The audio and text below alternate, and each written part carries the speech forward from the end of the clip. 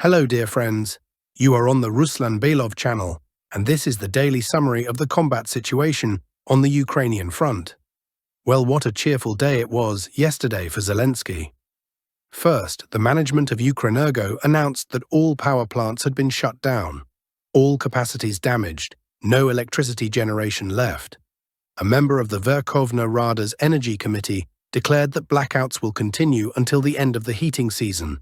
That is, until spring. That's one thing. Second, NABU began conducting searches, not arrests yet, but searches, among people from Zelensky's inner circle. Some claim that Mindich is his shadow wallet, laundering money and transferring it abroad. Clearly, the West has given the green light to go after Zelensky's entourage. It's obvious that Western intelligence agencies have a great deal of compromising material on Zelensky, but they are not interested in taking him down. Ukraine's war with Russia is far too profitable for them. If the US ever wanted to, they could release information about Zelensky and his inner circle that would make people's hair stand on end. So yes, I think he had quite a fun day yesterday, and his mood must have been just perfect. And now, even more interesting news comes from the front. Let's move to the battlefield overview. So friends, during the past 24 hours, there have been several very significant advances. And, as I promised you yesterday, for the fourth time in a row, we'll begin our report with the achievements of the Vostok grouping, simply because they are doing something absolutely incredible here. Just look at this. The defense of the Ukrainian armed forces in this area has completely collapsed, torn to shreds. And that expression fits perfectly here. But before we move to the detailed breakdown of what happened, you need to see this. Yesterday evening, footage appeared showing Russian soldiers moving along the E50 highway. That's the one leading south of Pokrovsk, under the cover of fog, entering Pokrovsk en masse. These are truly astonishing shots. You haven't seen anything like this in a long time, if ever. Vehicle after vehicle, motorcycle after motorcycle, they're all heading straight into Pokrovsk. And I have a question. What was it Zelensky said again? That there were only 300 Russian fighters in Pokrovsk. Well, someone should show him this footage. Now let's turn to the sector of responsibility of the Vostok grouping. The Ukrainian armed forces can do nothing here. Just think about these numbers. In the past 4 days, the Vostok group has taken control of 5 settlements. That's more than 1 per day. And I'll tell you this, that's not the limit. Soon you'll hear about the capture of yet another village. So what happened in the past 24 hours? After the fall of Uspanovka, the Ukrainian front line predictably collapsed. With no remaining defensive lines, Russian troops didn't hesitate. Immediately after capturing Uspanovka, they rushed in 2 directions, both running parallel according to the map. To the north from Uspanovka, toward the village of Sladkoye, and to the south, toward the village of Novoye. In the northern sector, the advance reached 3.5 kilometers in depth, even slightly more. In the south, an impressive 6.5 kilometers. The width of the breakthrough was nearly 10 kilometers, and the total area that came under Russian control in just 1 day reached almost 20 square kilometers. That's an impressive result, even for the Vostok group. As I said, 2 settlements were taken, Sladkoye and Novoye. Already on the morning of November 11th, reports came in that Russian forces had taken yet another settlement, Novuspenovka. And do you know what that means? It means that only 2 villages now remain between the Russian army and the northeastern outskirts of Gulyaipol. And only one of them, Ravnopoli, could still slow them down for a short time. And even there, according to my information, Russian reconnaissance and sabotage groups have already reached the eastern edge of the village, while aviation is heavily bombing it with FABs. The remaining 2 villages, Novuspenovskoye and Yablokovo, cannot be considered serious obstacles. Each consists of just a single street about 1 kilometer long. It's obvious they'll fall quickly, so expect more good news from this direction soon, and good figures as well. In the Dnipropetrovsk region, there are no updates yet. The geography of the battles remains the same. Fighting near Danilovka, battles for the settlement of Gai, and fighting on the approaches to Arestopol. The latter is particularly important since Arestopol is a suburb of the major Ukrainian logistics hub of Velikomikhailovka. Once Arestopol falls, the fighting will shift there. For now, according to the enemy, our forces are striking the settlement with FABs, turning Ukrainian fortifications to dust. Overall, the Vostok grouping and its commander, Colonel General Andrei Sergeyevich Ivanayev, continue to demonstrate the highest results. Let's move on. The responsibility zone of the center grouping. Around Pokrovsk, in terms of territorial gains, there are no fresh updates yet. However, as I showed you at the beginning of this video, Russian forces are now massively moving both equipment and personnel along the E50 highway. Naturally, this will affect the dynamics of upcoming events. Although we haven't received fresh objective control footage in the last few days, fighting is certainly ongoing. I can share what little information I have.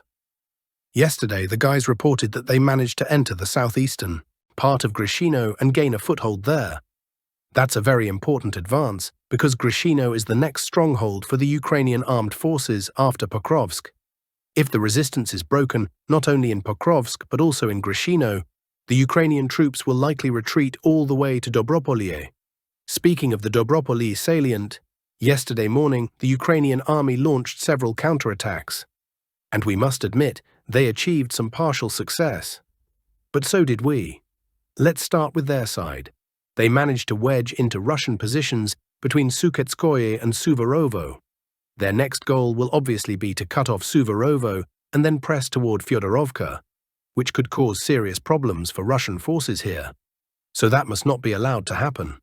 At the same time, the Russian army also achieved progress near the long-suffering village of Shakovo. Why do I call it long-suffering? Because battles there have been ongoing for more than 2 months, yet the village still hasn't been fully taken.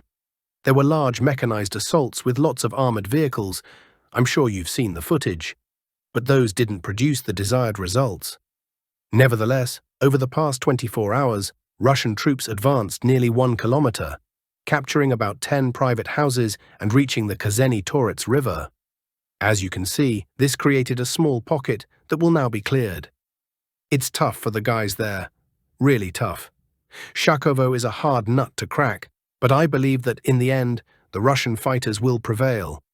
Serious progress also occurred in Kupyansk, not on the right, but on the left bank of the Oskol River. Look here. The control zone in the industrial district of Kupyansk has been significantly expanded. The advance here amounted to more than 1.5 kilometers, not across fields, and not just through residential areas, but through an industrial zone. Thus, Russian forces now control almost 80% of Kupyansk. And just before this recording, information arrived from the Russian Ministry of Defense that the eastern part of Kupyansk has been completely cleared. We're now waiting for objective control footage to confirm this. Although the situation in the western part of the city has become more difficult recently, as the Ukrainian army continues regular assaults trying to retake lost positions, for now, Russian forces are holding their ground and even pushing forward. There is still a good chance that Kupyansk will come fully under Russian control by the end of the year. As for the Malovka sector and Volchansk, we analyzed them yesterday, but interestingly, during the past day, there was more progress in Volchansk. I told you before, the city is collapsing for the Ukrainian forces at a dramatic pace. For the second day in a row, we are receiving not just reports, but confirmed objective footage of advances. Over the last 24 hours, our troops moved forward along Mira Street, Zelenaya Street and Gertsen Street, reaching Fontanaya Street.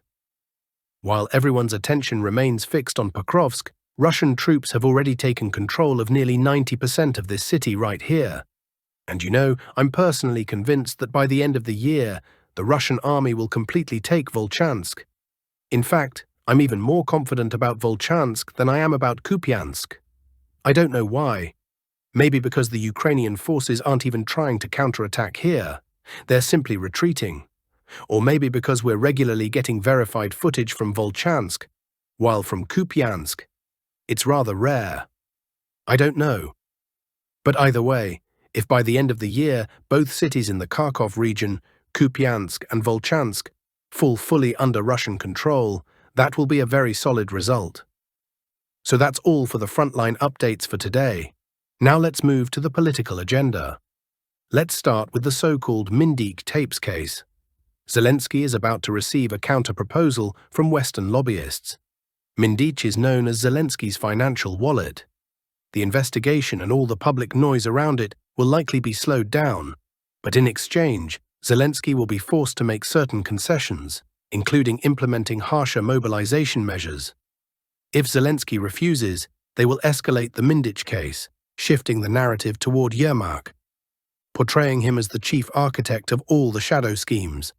At the same time, they'll promote the idea that Zelensky's own entourage is to blame for the failure to properly protect Ukraine's energy infrastructure.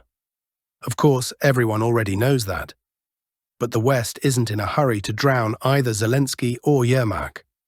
Yermak, in turn, has used mobilization as a weapon against political opponents, journalists, volunteers, and bloggers, to silence them and force them to serve the presidential office's agenda. Meanwhile, on the other side of the ocean, President Donald Trump made a striking statement.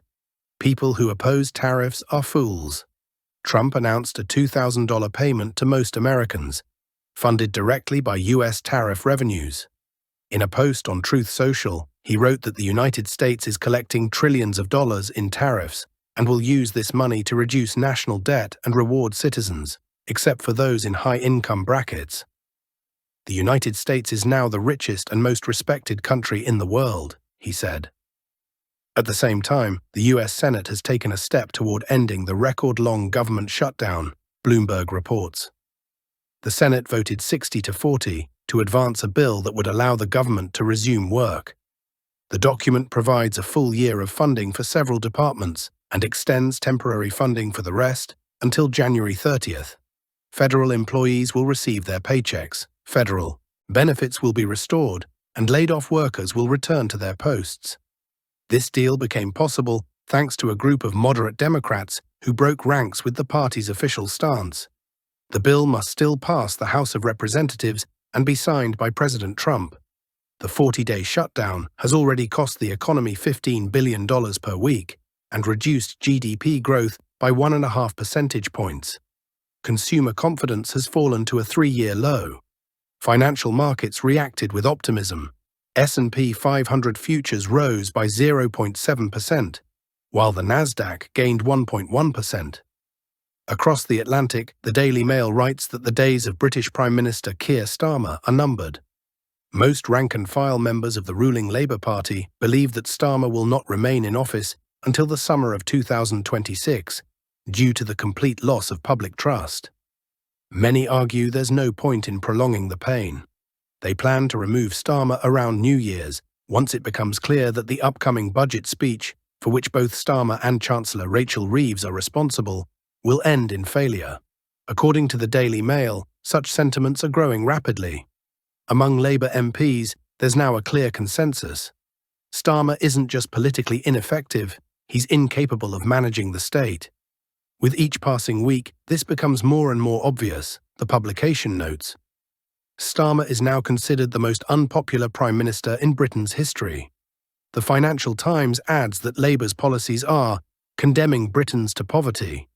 Meanwhile, Bloomberg reports that car prices in Germany are rising faster than citizens' wages. Even traditional German brands are becoming unaffordable. Customers simply have less money. For many, a new car is no longer within reach, said Kerstin Fikes, managing director of the auto dealership network AutoFact. Today, a new car costs the average German about 43 weeks of work, compared to 32 weeks back in 1995. Purchasing power is falling amid rising prices for everything: housing, food, electricity.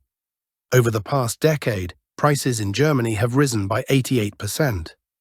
Sales of new cars in Europe's largest economy remain below pre-pandemic levels, while electric vehicles, a key element of the EU's climate strategy, are too expensive for most buyers. Demand for used cars has surged, but their prices have also gone up. These market trends coincide with the rapid advance of Chinese automakers in Europe. In April this year, Beijing managed to capture almost 9% of the European electric vehicle market, surpassing American Tesla in sales. At the same time, the stock of Stellantis, which owns Jeep, Opel and Peugeot, has fallen by 30% over the past year. Renault has reported losses of €9.5 billion. Thank you, friends, for watching and staying informed. As always, your support helps this channel grow and continue bringing you the truth others try to hide. Stay tuned, stay sharp, and take care of yourselves. See you in the next update. This was Ruslan Belov.